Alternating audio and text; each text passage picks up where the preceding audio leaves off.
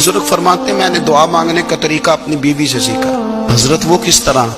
फरमाने लगे मेरी बीवी ने ना मुझे कोई काम बताया, कुछ पैसों की जरूरत के लिए कहा, तो मैंने उसे कहा कि भाई अभी मेरे पास नहीं है, कुछ दिनों में आते हैं तो मैं दे दूंगा। औरतों की आदत होती है, वो बार बार याद कराती हैं। 2-4 दिनों के बाद फिर उसने कहा हजरत वो मैंने कहा था कुछ पैसे, मैंने उसे कहा कि अभी मेरे पास नहीं है, कुछ दिनों में मिलते हैं तो मैं तुम्हें दे दूंगा। उसने कुछ दिनों के बाद फिर कहा हुजूर वो मैंने कुछ पैसे कहे थे।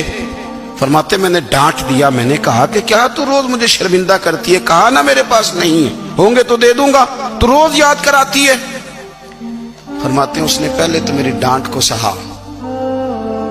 फिर मेरे सख्त जुमलों ने उसकी आंखों में आंसू पैदा कर दिए, फिर उसने अपने आंचल में अपने उस दुख को समेटा और फिर उसने एक जुमला कहा तो मैं रो पड़ा और मुझे अपने रब से मांगने का तरीका आ गया।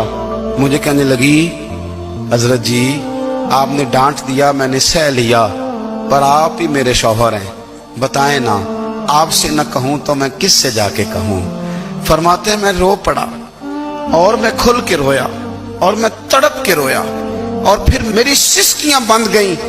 तो मुझे कहने लगी आपको क्या हुआ? मैंने कहा मुझे भी दुआ मांगनी आ गई है। जब मैं उसे कहूंगा ना अल्लाह तू ही मेरा रब है, मैं तुझसे न कहूं तो मैं किससे जाके कहूं, मैं क्यों किसी बंदे से सवाल करूं, मैं क्यों किसी दुनियादार से कहूं, मैं तेरे बंदों का नेक बंदों का वसीला लेके तेरे महबूब की गुलामी लेके तेरी बारगाह में आया, तुझसे ना मांगूं तो किससे मांगूं। समझ आ गई है, जब मैं इस रंग में मांगूंगा तो तेरा रब मेरे ऊपर बड़ा ही फजल फरमाएगा।